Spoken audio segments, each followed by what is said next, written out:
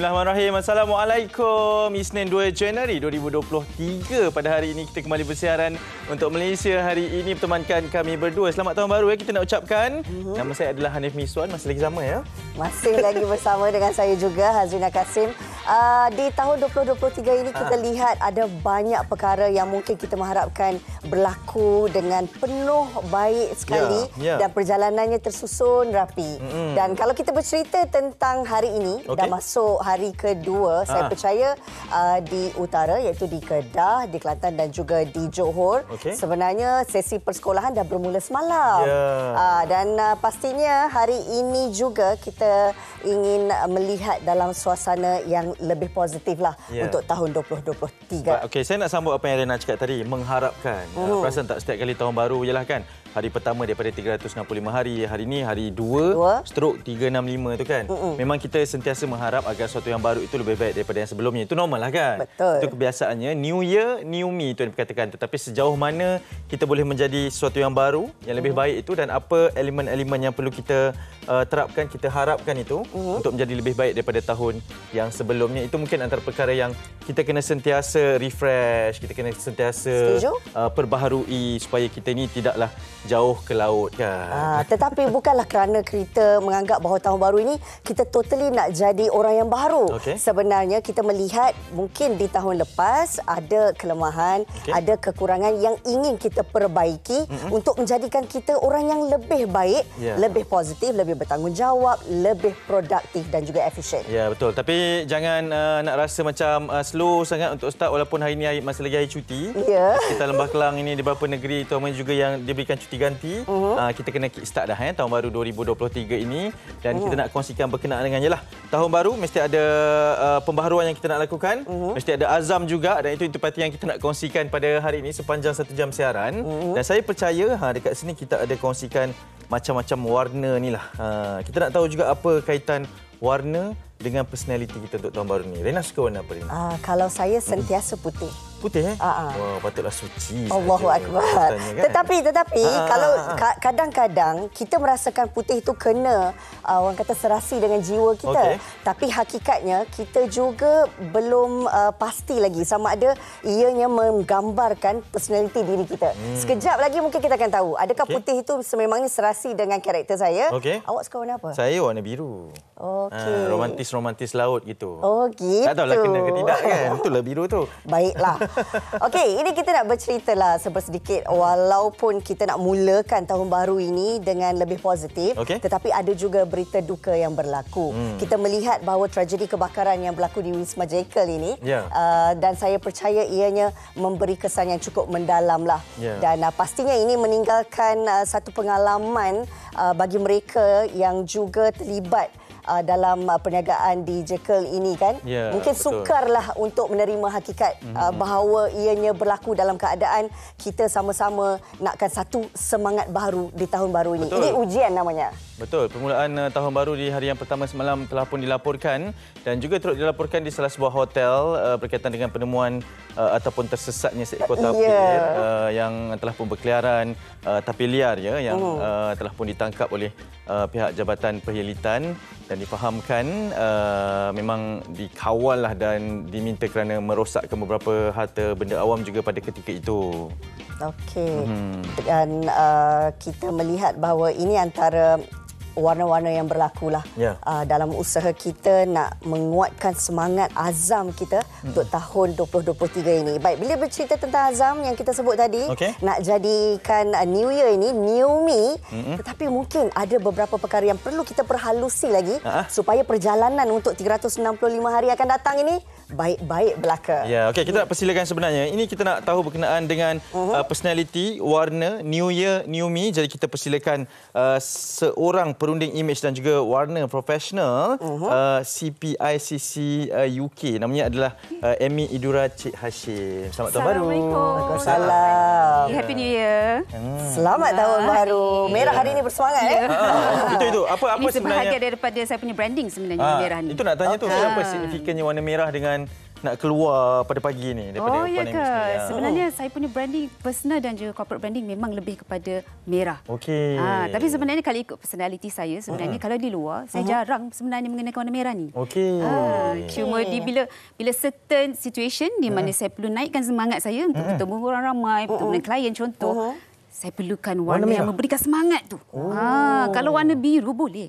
Tapi biru ni dia lebih corporate, dia lebih tenang. Jadi ada kalanya kalau kita yang jenis introvert, saya ni jenis introvert. Introvert? Okey. Ya, introvert sebenarnya. Tapi kalau nak meyakinkan orang tu agak susah sikit kalau nak pakai warna-warna yang humble. Contohnya warna-warna yang macam warna-warna brown. Dia nak warna membumi orang kata, yang warna tanah. Jadi agak sukar untuk kita nak menaikkan semangat. Apa lagi nak membantu orang. Faham. Jadi dengan warna ni menaikkan Betul. Ada peranannya yang tersendiri. Okey, kita nak berbalik kepada New Year New Me ni. Fokus kita terhadap personality diri. Perkara ataupun fokus utama yang perlu diberikan apabila kita nak jadikan tahun baru ini sebagai permulaan baru orang baru. Wow. Okey, sebenarnya saya suka sangat bila dapat topik ni. New Year New Me. Okay, sebab kadang-kadang orang macam confused apa yang akan berlaku in the future. Untuk tahun ni lah especially kan. Mungkin ada yang baru nak move to another job atau baru nak mulakan perniagaan. Macam mana dia nak mulakan hidup baru, ya tak? Langkah baru. So dari segi personality, macam saya ni sebab saya memerlukan pruning image dan warna profesional dan juga personal branding strategist, dan saya sebenarnya lebih suka kalau seseorang tu kalau dia nak mulakan, dia kena tahu formula 3C ni. 3C. Okay. Clarity. Maaf, English. Clarity, confidence dan juga consistent. Okey. C yang pertama. C yang pertama, clarity. Clarity tu kita kena identify ataupun kenal pasti siapa kita hari ini. Apakah industri kita, apakah pekerjaan kita, siapakah stakeholders ataupun individu yang kita berjumpa setiap hari, setiap minggu, setiap bulan, setiap tahun. Okey. Dan bagaimana kita nak tampilkan diri kita? Apakah message kita? Sebagai contoh Rina bekerja sebagai host contohnya kan. Jadi apakah message ataupun Hanif, your message sebagai seorang host mewakili TV3. Faham. Jadi takkanlah you're here mestilah you nak ada pengetahuan. Ya tak? Takkan you berada di sini tak ada pengetahuan, tak kosong boleh. Je tak boleh kan. Bila orang tanya macam alamak nak jawab apa ya?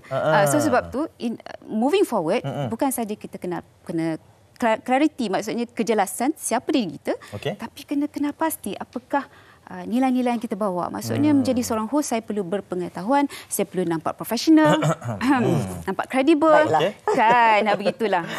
Okey, itu tentang clarity. Baik, bagaimana pula dengan 2C lagi? Apa 2C lagi? C yang lain tu, confident dan juga consistent. Now, saya sebenarnya mengeluarkan, orang kata ini adalah Geminology. Konsep Geminology yang saya keluarkan, ini adalah hak cipta Top Tentu Stylista, di mana konsep ini sebenarnya ibaratkan kita ni sebutir permata. Okey, baik.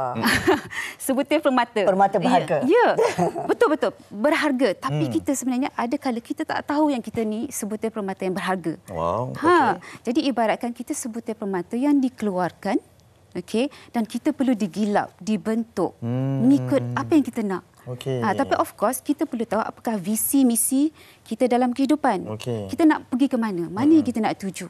Kan? Contohnya kalau visi kita adalah menjadi world class leader contoh. Tapi diri kita sendiri pun belum jadi world class lagi. Contoh, nak jadi the most the best host for TV3 contoh. How can you be the best? Kan? So you mesti ada apakah visi you untuk menjadi host yang terbaik. Faham. Kita sendiri yang kena tahulah berkaitan dengan kekuatan diri kita sendiri. Okey, saya sebenarnya tertarik dengan Kuasa Warna. Ini ada satu buku yang dikeluarkan oleh Amy sendiri berkaitan dengan kelebihan-kelebihan warna dan personality kita. Saya percaya macam mana sebenarnya kalau kita nak tahu warna ini sebenarnya sesuai dengan kita, ataupun kalau saya suka biru tapi sebenarnya saya ini bukan yang mewakili personality warna biru. Okey, berbalik kepada apakah nilai yang kita bawa tadi. Contoh macam Hanif, untuk sebagai seorang host mewakili TV3, apakah nilai-nilai yang Hanif nak bawa? Contoh, you want to be seen as someone credible. Contoh, you nak nampak sebagai seorang yang pergi berpengetahuan. Contoh, kalau credible, berpengetahuan, apakah warna yang sesuai untuk menaikkan lagi, untuk align dengan apa yang you bawa. Contoh macam Rina. Rina macam mana? Rina rasa macam mana? Apakah nilai yang Rina nak bawa sebagai seorang individu ataupun sebagai seorang host di TV3? Penting tu. Biasa kita tanya soalan. Itulah tu. Tiba-tiba nervous. Saya rasa mana-mana penyampai ataupun pengacara pun pastinya dia ingin berkongsi pengetahuan dan menjadi perantara antara satu ilmu itu untuk disampaikan pada penonton. Memberi manfaat kepada yang menonton. So maksudnya you punya nilai yang nak bawa bawa adalah seorang yang knowledgeable, berpengetahuan, kredibel contoh. Apa lagi? Perantara lah. Kan? So, bagaimana, apakah warna yang menunjukkan you adalah seorang kredibel, profesional? Bayangkan kalau you pakai warna orange, sesuai tak, nampak kredibel tak? Panas. Exactly. Terlampau menyelah. Terlampau menyelah. Macam too dramatic. Tak nampak kredibel sangat. Biru ni, Rena. Biru. So, itu adalah sebahagian daripada psikologi warna. Di mana psikologi warna ni, dia sebenarnya dia menggambarkan emosi. Macam contoh saya kan, merah. Kenapa merah? Merah ni sebenarnya menggambarkan satu situasi di mana dia memberi kita gambaran danger. Ataupun mungkin untuk mereka yang berpakai warna merah, sesuatu yang mungkin menarik perhatian. Betul tak? Juga boleh memberi kekuatan kepada orang lain. The reason why saya pakai merah sebab saya memang seorang yang introvert. Pada mulanya saya berkecimpung dalam industri ini, saya bermula dengan warna biru. Nah, ini pengalaman sendiri. Jadi, bila pakai biru, ramai klien saya, dia lebih anggap saya sebagai konsultan yang lebih kepada corporate. Jadi, saya yang tenang. Yes. Jadi, macam mana saya nak ubah sikit persepsi mereka supaya mereka boleh menerima saya dalam keadaan apapun. Sebab tu, bila saya approach orang, saya tengok siapa yang akan saya jumpa. Maksudnya, pemilihan warna itu juga perlu berubah mengikut situasi keadaan? Siapa yang kita nak jumpa, event, contoh. Faham. Kalau wanita yang selalu memakai warna pastel, apa yang dia nak sampaikan sebenarnya? Ada ketenangan dan kelembutan dan orang mudah untuk mendekatinya. Yes, dia maksudnya dia seorang yang approachable, mudah didekati. Kewanitaan. Dia tanya, saya cuba. Dan cantiklah, warna pastel ni cantiklah. Kan, nampak tenang saja kan. Tapi kalau you nak tunjuk seorang individu yang tegas, warna pastel bukan pilihan. Bukan pilihannya.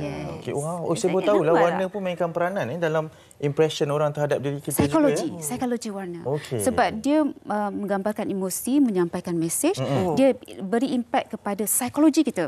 Apa yang kita fikir, apa kita rasa, kita bertindak dan kelakuan kita. Baik, bila kita sentuh tentang tahun baharu dan azam baharu ini kan, pastinya kita nak menjayakan sesuatu tu, kita perlu ada matlamat dan kadang-kadang kita letakkan falsafah dalam hidup kita. Contohnya, fake it till you make it. Tetapi dalam situasi kita nak merealisasikan azam itu, adakah ia dilihat sebagai satu falsafah ataupun ungkapan yang relevan? Now, saya sebenarnya dah lama tengok fake it till you make it. Fake it till you make it dah lama kan. Tapi secara peribadi, my personal, orang kata pendapat saya peribadilah, jangan sesekali applykan fake it till you make it. Tak boleh? Tak boleh. Kita patut buat apa tahu? Don't fake it till you make it, but just do it till you become it. Buat je. Jangan fake. Sebab bila kita fake, menunjukkan kita seorang individu yang tidak jujur pada diri sendiri. Berpura-pura. Dan itu salah. Walaupun atas tuntutan kejaya ke, kalau kita nak berjaya dengan shortcut ke apa semua ke, itu tak boleh lah. Apa sebenarnya yang kita perlu dari sini ialah kita perlu ilmu. Orang yang fake tu sebab dia tak ada ilmu. Sebab dia tengok orang, orang ni berjaya, nak tirulah. Tapi sebenarnya dia tak tahu kejayaan orang tu memerlukan pengorbanan, memerlukan duit kan. Cost. And then mungkin orang tu mempunyai kemahiran, kepakaran, pengalaman yang berbeza. So dia nak fake juga ikut orang tu. Sedangkan kebolehan dia berbeza-beza. So never fake but learn. Improve yourself. Ya, betul. Itu yang balik kepada credibility tadi tu kan. Kan credibility, semualah confident. Konsisten. Sebab itu kita nak bawa kepada satu lagi persoalan. Sebab ini tahun baharu. Mungkin masih dalam fasa untuk kita plan, kita tengok diri kita ni sebenarnya boleh jadi macam ni. Dan dalam masa yang sama, ini zaman digital, moden, personal branding tu sangat penting. Awak buatlah apa pun, yang penting awak ada personal branding, semua boleh terjual. Itu kita tak boleh nafikan kekuatan zaman sekarang ini. Penting atau tidak personal branding, dan macam mana cara nak dapatkan personal branding yang betul-betul boleh menjadi credibility seperti tadi tu. Now, ingat motto ni, personal branding is not being famous.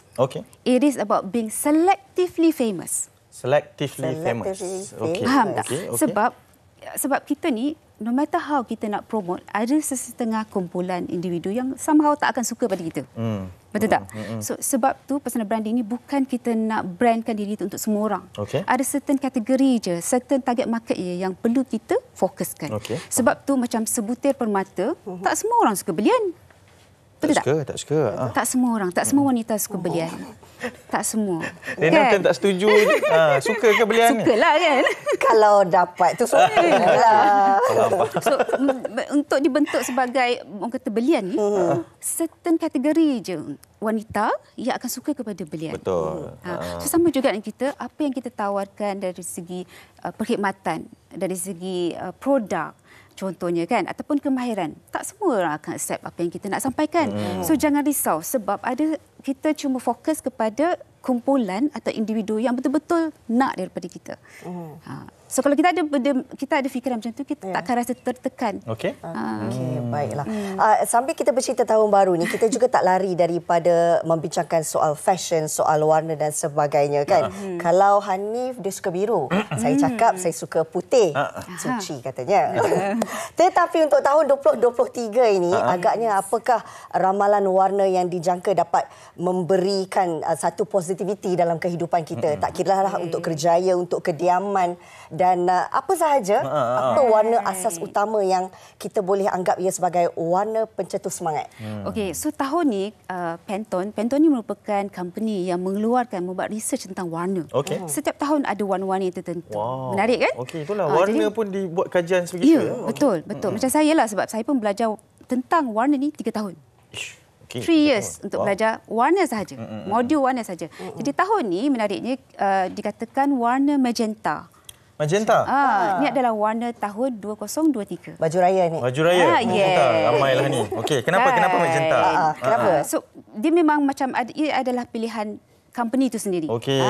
Jadi kalau kita lihat pada skrin, warna-warna magenta ni kita boleh aplikasikan baik pada hiasan dalaman, mungkin untuk mereka yang suka bake, kek ke apa ke, kan, dan juga mungkin untuk industri fashion atau kecantikan ataupun kosmetik. So banyak sebenarnya warna-warna pilihan tahun ini yang boleh diaplikasikan pada setiap industri yang ada. Tapi kalau kita lihat dari segi kekuatan warna magenta ini, apa agaknya kekuatan yang ada untuk melambangkan personaliti diri seseorang? Dia sebenarnya warna yang agak bold, agak terang.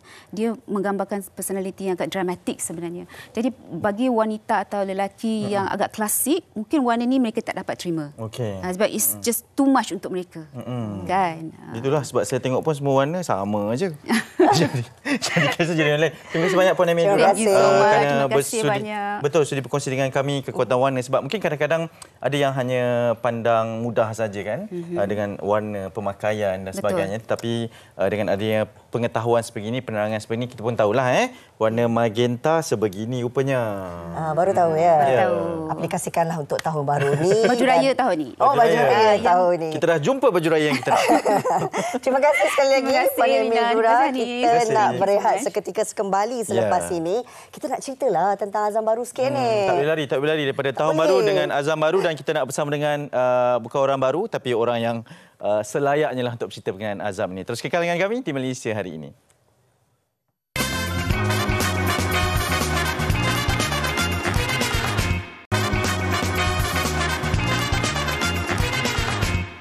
Tahun baru pastinya setiap daripada anda ada azamnya untuk direalisasikan bagi menjadikan kehidupan anda ataupun tahun 2023 ini lebih cemerlang, lebih produktif. Hanif, apa azam awak tahun ni? Setiap tahun saya akan ada azam samalah untuk kurus kekal sihat apa semua. Tapi tahun ni saya ada berubah sikit. Saya lebih spesifik. Saya nak jadi orang yang bebas hutang pada tahun ini. Saya nak cuba langsaikan segala yang tertunggak ke, yang masih berhutang sama dengan orang ke, kita akan cubalah. Mungkin cakap senang tapi sebenarnya susah kan? Betul. Tapi itu azam saya.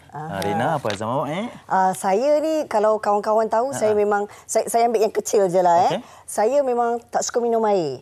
Tak suka minum air? Tak suka minum air. Alamak. Tapi tahun ni saya meletakkan azam, saya nak banyak minum air. Aduhai. Patutlah saya nampak kat kafe tak ada air. Air apa sahaja. Air putih ke, air berwarna kan. Saya memang tak suka. Okey. Jadi tahun ni doakanlah ya. Baik, kita akan mulakan dengan kita minum lepas ni Rina. Sama-sama. Tapi itulah, sambil kita cakap pasal azam tadi, ada yang giling-giling kepala. Ada. Kenapa azam awak macam ni? Kenapa azam awak macam ni? Dah 2023 kot. Itulah, kita nak persilakan sekali lagi siapa tak kenal dengan Datuk Dr. Haji Muhammad Fazilah Kamsah ataupun Tok Abah kita lah ya. Yes. Sihat tu. Syukur alhamdulillah. Ya. Sihat ulama. Makin handsome tu. Dah habis handsome. Dah habis. Okey Datuk, ini kita nak cerita azam baharu. Ya. Tipulah kalau semua orang bila masuk tahun baru, dia ada satu perasaan yang berkobar-kobar. Ya. Kena ada azam. Tak ada azam pun dia cipta azam tu sendiri. Ya. Tetapi sejauh mana pemahaman kita untuk kita faham, bila kita letak azam tu maksudnya ada sesuatu matlamat yang kita nak realisasikan untuk tahun 2023. Betul. So sebenarnya azam ni, kalau ramai orang juga ada yang cakap, aku kali ni tak ada azam lah, aku ikut flow aja. Nak jalan je. Ikut jalan je. Yeah. Aku buat terbaik. Itu sebenarnya tak berapa tepat lah, sebab azam ni bertindak macam doa. Saya sebut doa. Keduanya dia macam ways lah. You naik taksi. Rina nak ke mana ni? Cik Rina nak ke mana? Saya nak, tak kata, bawa je jalan. Oh, tak boleh. Jadi saya sebagai pemandu confused. Jadi orang tak ada azam tu macam naik satu kenderaan ataupun transport tapi tak tahu destinasi. So wajib ada azam sebab dianya doa. Dan sebenarnya, ini dia. Azam sebenarnya akan merangsang kita punya efficacy kendiri, self-efficacy. Self-efficacy ni artinya dia akan tahu dia punya kecekapan, kebolehan, dia fokus kepada tenaga, sumber-sumber yang ada untuk mencapai.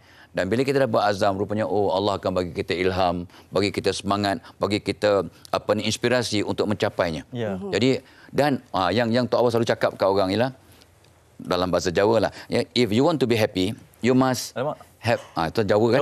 You have something to do, someone to love, and something to look forward. Okay. Something to look forward ni azam. Jadi something to do, ada benda lah, kerjaya apa kerja. Someone to love, your family, your partner, your anak-anak, tok abah cucu dan tok mak dan sebagainya. Tapi itulah azam wajib ada. Jadi bagaimana nak memastikan, kita bincanglah. Tapi itulah kadang orang dia ambil remeh tentang azam ni. Padahal bila kita azam, Allah akan bagi kita semangat, tenaga, inspirasi dan sumber-sumber yang ada ni akan dapat kita serlahkan step by step. Wah, Datuk, bila Datuk buat macam tu tadi tu, terkenang saya zaman-zaman kecil tengok drama motivasi. Masih lagi sama cara. Itu azam yang sama juga, Datuk. Tok Abah, kita nak bercerita tentang azam. Okey. Tadi kami cakap tentang azam kami masing-masing kan. Ada azam yang kecil, ada azam yang besar. Ada misi yang kecil, ada misi yang besar. Goals itu sendiri kan. Sebesar mana azam itu sepatutnya ada atau sekecil mana azam itu sepatutnya ada dalam diri seseorang? Well, kita kena ada beberapa jenis azam lah. Satu macam tadi lah, azam dari segi behavior. Aku nak lebih minum. Azam yang lebih kata orang tu besar, nak selesaikan hutang. Ada orang kata azam saya nak kurangkan bercakap yang cakap kosong. Saya nak akan always sembahyang on time. Itu semua azam-azam yang lebih besar. Tetapi setiap azam ni penting dan ada dia punya kata orang tu signifikan. Sebab dia akan memberikan kita tenaga, inspirasi, semangat untuk bergerak. Itu sebabnya kena ada azam. Tak kisahlah azam dari kesihatan, dari segi ilmu, dari segi fizikal, social, spiritual, tak kisah, tapi kena ada. Spiritual macam mana? Aku nak jaga solat, aku nak puasa sunat ke. Dari segi fizikal, aku nak minum, nak berjalan lebih, nak exercise, nak turunkan berapa kilo tahun ni? Tak boleh cakap lah, bahaya tu. Elok. Sikit lagi. Elok sebab dia akan sebagai doa. 5 kilo lagi. Okey. Dia doa. Tok Abah nak turunkan 12 kilo. Okey. Tahun ni. Doa, amin. So, sejak minggu lepas dengan ini dah turun 2 kilo. Alhamdulillah. Wow. I'm very serious kali ni. So, dalam masa 3-4 bulan tengok saya akan macam kembar Zul Arifin. Samalah.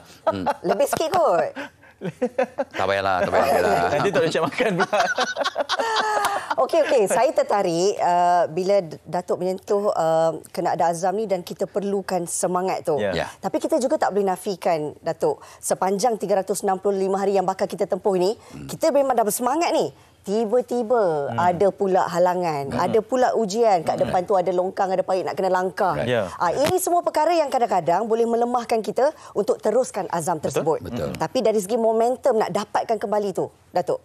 Itu sebabnya bagus soalan ni, sangat penting lah. Sebab ramai kita kadang ikut kajian kat internet dia kata 95% orang selepas 21 hari tahun baru dah lupakan azam. Sebab itulah ada cabaran, ada banyak perubahan, jadi dia pun give up. Yang selepas 21 hari. 21 hari pun rupanya ikut kajian it takes 40 days to form a new habit. Jadi kita kena buat selama 40 hari. Okey. Dan seorang sarjana kata, ni pun bagi semangat kat kita, kamu ni bola kaca ke, bola kayu ke, bola getah? Kalau bola getah jatuh, apa jadi? Melantun. Bola kaca, bola kayu. Berderai. So kita kena jadi bola getah. Kita lepas World Cup kan, jadi bola getah. So aku ni bola getah. Dan kena ingat, orang yang berjaya bukan orang tak pernah jatuh. Tapi dia mesti bangun balik. Soalan bina tadi, yes, kita kadang ada kekangan. So kita kena buat dalam kita punya perancangan kena ada persediaan. Bagaimana kalau aku jatuh, ada gangguan, ada kekangan, ya, ada cabaran macam itulah. Ya, sahabat kita tu baru je iklan dengan gini, pum, satu gedung diterbakar. So what is alternative plan? Tapi terus saya dengar menteri, kita cakap lokasi baru untuk so ada alternative plan. So bagaimana? Kena ada kawan. So Abah rupanya buat diet tahun ni dengan anak saudara nama Nana. Dia sama-sama. Come on, what deal panggil kita Wak. Kita kan orang Arab kan, jadi panggil Wak. Wak. Arab panggil Wak lah kau ni. Betul. Setuju. Aduh, tadi Jawa lain juga. Arab lain juga. Oh, itu Jawa cakap orang putih. So, beritahu kawan, ada kawan untuk sama-sama berjuang. Yang keduanya itulah dia. Kita kena minta, it is okay to iklankan kepada orang-orang yang boleh membantu. It's okay to put in your Facebook, tapi kalau boleh, your specific group lah. Kau tengok orang kutuk. Lah sombong Hanif begini. Lah Rina So kadang-kadang orang mencebik. Sebab orang ni kadang-kadang, ya Allah, kesian ya. 80% pemikiran manusia biasanya negatif. Suzon. Itu yang sedih sangat. Jadi kita kena ada kawan, kena ada support group, kena ada doa, kena ada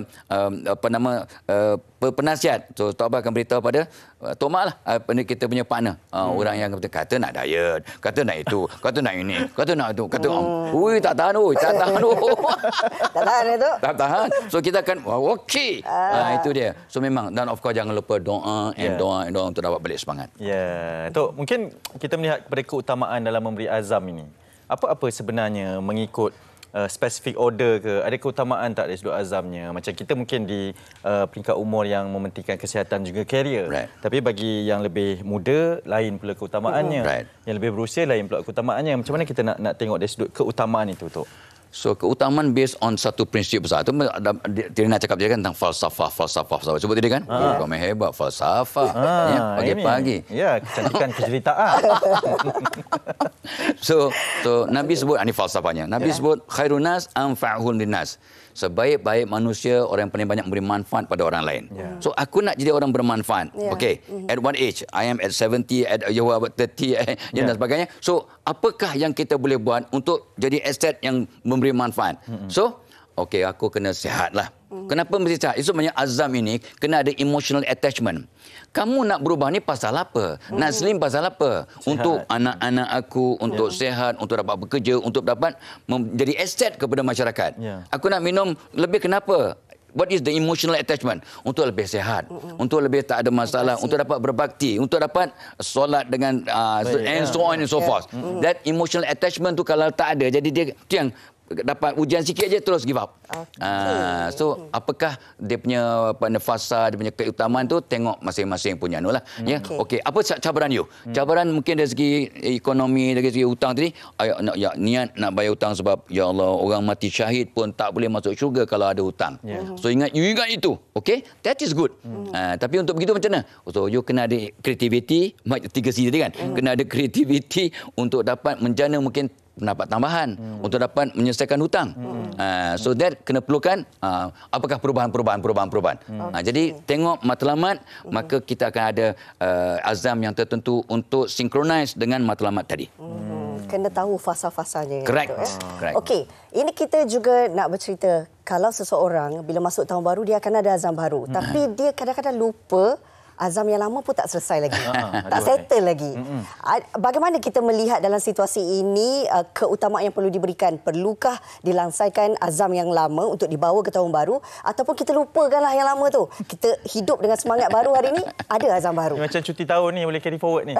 Itu carry forward. Terus sebab yang kata aku tak nak solat sunat sebab aku solat fardu pun masih belum qada. Sebab aku tak nak solat sunat. So samalah soalan ni. So bila ulama kata tak apa, yang kita tinggal lepas tu kita qada by and by. Tapi yang baru kita fokus. Kita fokus yang sunat kita buat. Buat walaupun yang qada kita belum buat sebenarnya. So likewise, apa azam yang lepas tu tak buat, never mind. Dah forget it. We move forward. Sebab ada benda yang kita mungkin dah buat azam tapi rupanya tak signifikan. Allah tak beri apa yang kamu mahu. Allah beri apa yang perlu dan yang baik untuk awak. Jadi mungkin azam yang terlepas yang kita buat tu mungkin tak perlu, tak berapa signifikan untuk aku. Allah pun bukanlah jadikan sebagai excuse. Ya, aku tak payah diet tahun lepas sebab gagal, sebab mungkin Allah sebab kata itu kita tak perlukan. Itu jangan excuse ya. So just move forward. Tapi yang penting saya suka tadi bila new year new me tu bagus tadi tu. Sebab rupanya bila seorang guru tak apa kata, your current problem is because of the current you. So to resolve all your current problem, become a new you. Bila kita jadi orang baru, maka kita akan tarik benda-benda yang baru. Bila hati kita makin bersih, kita akan tarik rezeki, inspirasi, ilham dan semangat untuk selesaikan masalah. Jadi orang baru. Dan jadi orang baru ni lah, itulah masing-masing ada cara ni. So kita kena ikhtiar untuk jadi orang baru yang benar-benar baru dari banyak aspek, yang secara holistik, secara 360. Maka mudah-mudahan azam kita akan lebih berjaya. InsyaAllah. Betul lah kan orang cakap nak jadi orang yang positif ni, kita kena duduk dengan orang yang positif. Setuju. Bila kita dengarkan setiap yang diperkatakan, tiba-tiba memang terus lebih bersemangat kan. Aura tu dia bawa sampai rasa macam nak start sekarang juga ni. Saya dah tak boleh dah ni. Kena cek pendapatan sampingan sekarang juga. Kejap lagi commercial break, saya nak minum air terus. Okay, bagus. Tok Abah, terima kasih banyak. Alhamdulillah. Biasa memberikan kami sesuatu yang positif dan baharu, walaupun ianya kadang-kadang sebagai refreshment saja daripada Tok Abah kepada kami semua. Datuk Dr. Haji Muhammad Fadilah Kamsah pakar motivasi bersama kita pada pagi ini. Dan pastinya selepas ini juga kita nak bawakan satu yang penting dari sudut kewangan. Tetapi ini fokus kita kepada anak-anak. Bagaimana daripada kecil lagi kita nak membina semangat untuk mereka ada wang simpanan sendiri. Ya, betul. Sekali akan kami kongsikan bersama dengan anda terus dengan Malaysia hari ini. Jangan ke mana-mana.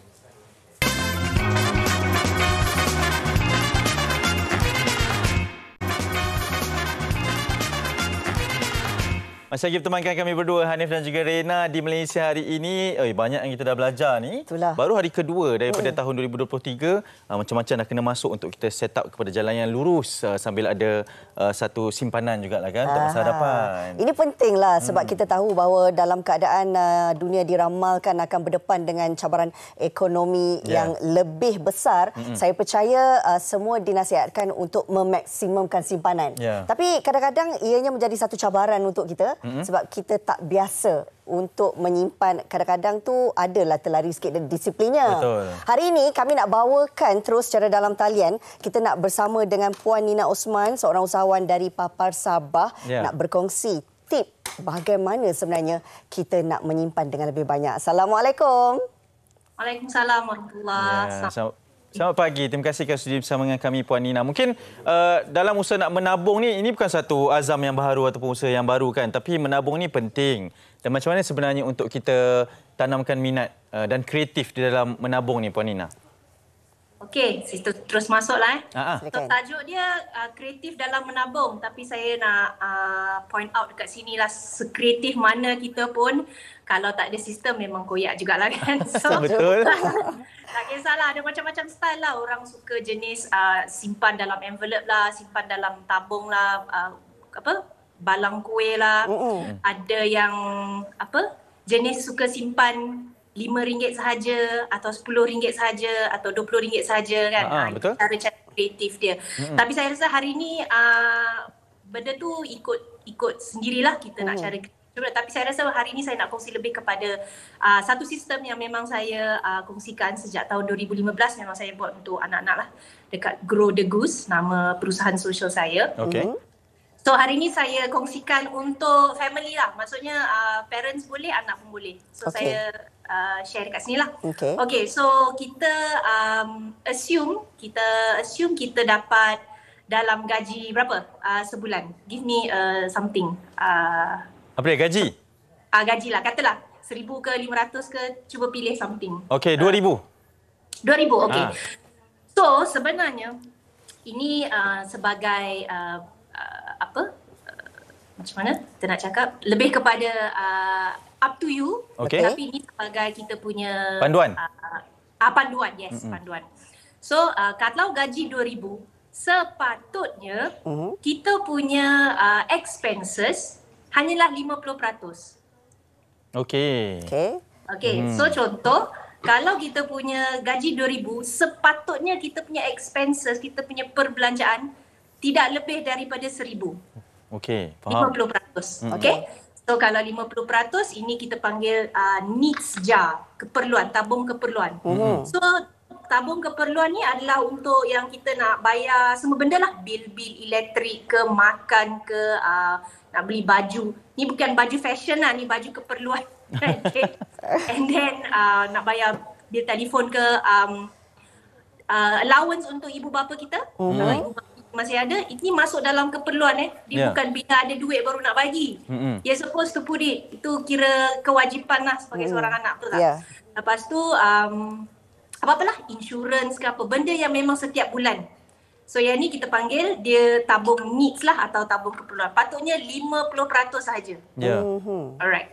Yang kedua, so tabung ni, sistem ni ada 6 tabung lah. So saya kongsikan dulu dia punya rough dia. Okay. Yang kedua adalah tabung safe atau selamat. Kredit mana kita pun. Okay. Tabung selamat ni dia 10%. Dia adalah untuk benda-benda macam tadi Tok Abah cakap, kita nak settle hutang. Okey. So dia masuk dalam sinilah. Okey. Maksudnya kita tadi kalau gaji kita berapa ni? 2,000 kan? 2,000. Ya, betul. 2,000. So setiap bulan kena letak tepi 200 untuk kita settle benda-benda macam hutang ke. Tapi sebelum tu kita kena ada buffer. Kalau apa-apa terjadi kat kita, tiba-tiba kena buang kerja ke apa, kita ada tak 6 bulan punya buffer? 3 hingga 6 bulan punya buffer untuk cover kita punya expenses. So sepatutnya kena ada 6 bulan punya expenses yang kita dah put aside. So contoh kalau 1,000, kena ada 6,000 yang memang kita letak tepi, kita tak boleh kacau. Itu emergency money. Okay? So yang safe ni untuk emergency money, untuk bayar hutang, maksudnya emergency money letak tepi dulu. Second, fasa kedua baru untuk yang nak settle hutang. Hutang kalau dah settle, ini baru kita simpan untuk nak beli benda-benda besar. Rumah baru ke, deposit rumah ke, deposit kereta ke, ataupun pendidikan anak-anak. Okey. Ini cara saya lah kan. Kat luar sana ada banyak macam-macam kat luar sana. Ini what works for me, benda yang kita dah buat selama 7 tahun dan kita mendapat banyak feedback lah yang ianya berkesan. So kena cari what works for you lah. Okey. Lepas tu yang ketiga ni, inilah mana datang nama saya punya social enterprise ni, Grow the Goose ni. Goose ni is daripada cerita The Farmer and the Golden Goose lah. Dalam cerita tu kalau siapa pernah tengok, dia jadi tamak dan dia pergi bunuh angsa dia. Tak pasal-pasal dan tak dapat dah lah telur emas yang selalu angsa tu bagi kat dia. So apa yang pengajaran yang kita nampak kat sini, jangan kacau kita punya pokok. Macam ni, jangan kacau kita punya angsa. Yang ni adalah duit yang anda tak boleh pegang.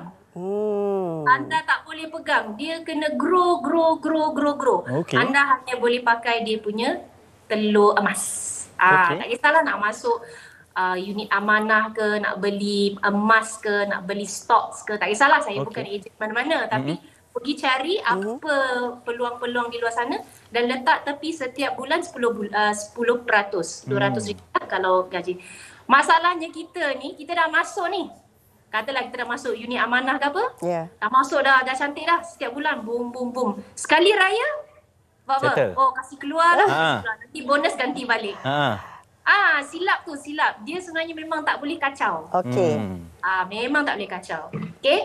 Lepas tu seterusnya kita ada Learn Jar ni. Learn ni untuk pendidikan. Maksudnya bukan pendidikan apa. Ni untuk ilmu baru. Contoh macam saya sekarang ada perusahaan sosial yang kedua yang saya memang bekerjasama dengan petani-petani koko di Sabah ni. Saya nak belajar macam nak buat coklat secara profesional supaya saya boleh masuk ke kampung-kampung dan ajar mereka cara nak buat coklat mereka sendiri. Okey. Contoh. So, it could be you nak belajar bahasa Arab ke, you nak belajar bahasa Jepun ke, bahasa Korea ke. Apa-apa yang untuk you sendiri. Something, a skill for yourself. Kan, apa-apalah, tak kisahlah nak belajar robotics ke, nak belajar ni. Tapi kena letak tepi sebab sekarang dunia ni terlalu laju. So, kita punya degree or diploma tu tak cukup. We need new skills, if anything.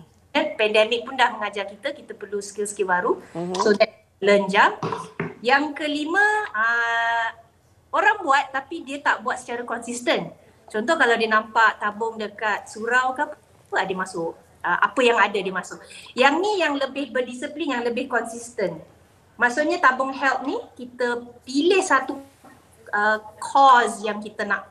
Contoh macam anak saya umur 13 tahun, dia memang ada bisnes sendiri untuk mengetahui dah, dia pun buat coklat juga dan buat produk koko. Dia peratus keuntungan dia akan salurkan kepada menanam mangrove dan juga corals. Wow. So very specific. Wow. Ada lagi budak-budak lain dia macam bake cookies to save turtles. Macam saya memang pilih satu rumah Rainbow of Hope dekat Sabah ni untuk bantu bayar gaji-gaji guru dia untuk ajar anak-anak yang tak dapat ke sekolah.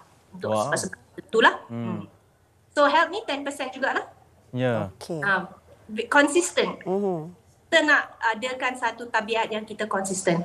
Dan yang last kali ni saya tak payah ajar lah. Yang ni memang fun. Fun. Entertainment. Ini tak perlu tabung. Fun ni, entertainment ke, nak shopping ke, this is your money. So kalau gaji 2,000, your shopping money is only 200. Yang lebih. Kalau nak shopping lebih, then your pendapatan kena lebih lah. Itu dia punya indikator dia lah. So ada 6 tabung lah. Okey. Baik, kalau apa yang dikongsikan oleh Puan Nina ini, kita sebenarnya melihat bahawa sebelum kita nak teruskan untuk tahun baru ini, kita dah tahu dah apa dari segi simpanan dan matlamat kita untuk tujuan apa. Tetapi Puan Nina, bagaimana caranya kalau kita nak melihat kan, kadang-kadang berlaku kecemasan ataupun emergency ini memerlukan wang yang lebih. Ada tabung help tapi kerana dia tak cukup tempoh setahun tu lagi dan tiba-tiba pula kita memang memerlukan duit tersebut. Bak kata Puan Nina tadi, kita tak boleh kacau. Ada certain waktu ataupun waktu tertentu ini yang memerlukan kita menggunakan wang tersebut. Adakah boleh? Contohnya lah. Kalau boleh buat kereta, tayar pancit dan sebagainya. Bukan murah-murah tu ya. Sepatutnya kena ambil daripada tabung safe tu lah. Yang kedua punya tadi tu, yang tabung selamat tu. Sepatutnya yang tu priority ambil dari situ dululah sebagai duit kecemasan dan sebagainya. Kalau tak cukup juga, then ambil daripada fund. Kita ni tak nak sacrifice fund, tu masalah. Letak tepi, shopping semua, ikat perut dulu. Tak boleh juga lagi, dan baru ambil daripada tabung ilmu dan sebagainya. Kira tabung GUS tu, sepatutnya yang paling last. Sebab dia sebenarnya membantu grow our money. Ya, sepatutnya. Banyak orang tak sedar tu. Kalau kita dah ambil, nanti dia punya bunga tu dan dividen dia, atau tak kisahlah mana instrumen yang kita masukkan, dia akan kurang lah. Kita lagi. Okey, Puan Nina, mungkin dengan masa yang ringkas ini, nasihat kepada semua orang yang menonton. Ini tahun baru, cabarannya pun baru, macam mana nak disiplinkan diri untuk kita menabung dengan cara sebegini, Puan? Saya rasa banyak orang kurang disiplin diri sebab dia tak seronok. So dia kena seronok. Dia nak menabung untuk apa? So kaitkan balik dengan apa Tok Abah cakap tadi. Azam tu kita kena kaitkan dengan tabung tu. So contoh macam saya spesifik lah. Kalau learn saya ni, saya punya lenja ni, saya excited sebab saya betul-betul nak cukupkan duit supaya saya pergi belajar cara nak buat coklat secara profesional. Okey. Contoh. So you must be excited. Benda yang kita nak tabung ni, orang selalu menabung setakat menabung. Untuk apa? Tabung untuk apa? Duit tu untuk apa? So mungkin kita boleh kaitkan dekat situ, kita akan excited lah. Kena cari benda yang kita excited, saya rasa. Kena ada matlamat dan tujuannya, barulah dia terus dapat menyuntik semangat untuk kita terus menabung. Apapun, terima kasih kami nak ucapkan kepada Puan Nina Osman, seorang usahawan. Mudah-mudahan berjaya untuk orang kata buat coklat nanti. Dah ada tabung tu, kena berjaya lah. Terima kasih banyak Puan Nina. InsyaAllah kalau ada rezeki nanti. Terima kasih. Jumpa lagi. Alright, thank you. Okey, baik. Yelah, saya nanti nak tengok balik klip Temu Bual ni supaya saya nak sediakan 6 tabung tu ikut spesifikasi yang tetapkanlah. Disiplin pun penting juga. Betul, itu yang paling utama sebenarnya. Tak kira lah berapa tabung awak ada. Kalau tak ada soal disiplin ini, lama-lama hanyut betul. juga. Saya kena tukar. Biasanya kalau kita menabung, kita macam duit kena simpan kan. Saya kena macam seronok. Hei, biasanya seronok menabung. Kita kena tukar macam tu kan. Yang tak seronok. Sedihnya duit kena masuk simpan kan. Kita berehat seketika, kembali lagi bersama kami selepas ini.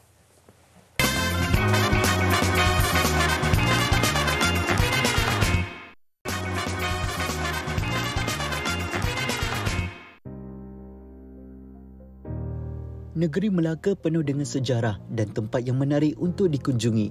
Selain daripada kawasan tumpuan seperti Masjid Silat Melaka, Padang Pasir Kelebang, Stage H dan pintu gerbang Eva Musa yang dikenali sebagai Porta di Santiago. Juga terdapat satu muzium yang menarik. Buat mereka yang ingin merasai sendiri suasana kehidupan dalam penjara, Muzium Penjara Malaysia yang terletak di Bandar Hilir adalah pilihan yang sesuai untuk dikunjungi. Muzium penjara ini suatu ketika dahulu pernah menempatkan banduan-banduan menjalani hukuman yang dijatuhkan mahkamah dan kini terdapat pelbagai seksyen yang boleh dikunjungi. Antara seksyen yang terdapat di sini adalah seksyen hukuman gantung, sel bilik banduan akhir, pakaian penjara, tempat penghuni mandi dan pelbagai lagi. Pengunjung juga dapat mendengar sendiri taklimat dan melihat demonstrasi sebatan ke atas banduan mengikut kesalahan mereka di bahagian seksyen sebatan.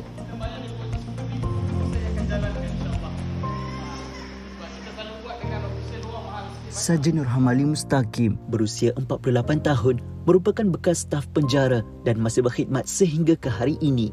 Pengalaman dan pelbagai kisah telah disaksikan sendiri olehnya. Beliau sempat berkongsikan satu kisah yang tidak dapat dilupakan semasa bertugas di penjara ini dan memberikan gambaran sebenar penjara ketika dipenuhi banduan. Saya bertugas di sini lebih kurang daripada tahun 2004 sehingga tutup tahun 2010. Kemudian saya bertugas di penjara Sungai Udang dan kemudian beberapa institusi lain dan di muzium saya dah 2 tahun lebih. Sebenarnya ada banyak peristiwa yang agak menarik lah, tapi yang betul-betul menyentuh perasaan saya ada berlaku kes gantung diri oleh seorang banduan riman bawah umur lagi lah, berlaku di sel penjara Bandar Hilir di sini.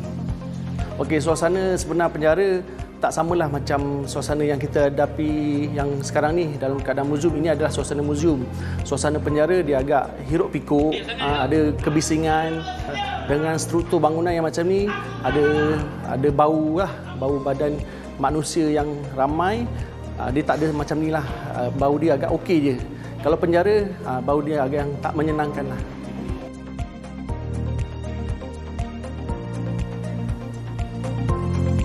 Perasaan saya untuk berada dalam penjara ini amatlah berbeza dengan kebebasan yang kita miliki di luar.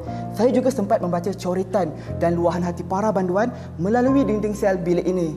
Antara coretan yang menyentuh perasaan saya adalah sebuah kehidupan penuh debaran dan hakikat yang terpaksa ditempuh. Lawatan ke muzium ini dapat memberikan 1001 makna serta pengajaran buat kita semua. Terdapat juga program istimewa yang diadakan di sini pada setiap bulan buat para pengunjung untuk melihat sendiri lakonan semula kehidupan seorang banduan. Muzium Penjara Malaysia ni pada asalnya dibuat untuk memberikan satu pendidikan jenayah kepada masyarakat tentang bahayanya jenayah dan apa kesannya kepada masyarakat. So dalam proses mewujudkan Muzium Penjara Malaysia ni, kita telah menggunakan struktur asal penjara Bandar Hilir yang mana adalah penjara yang kedua tertua di Malaysia, iaitu ditubuhkan pada 1860.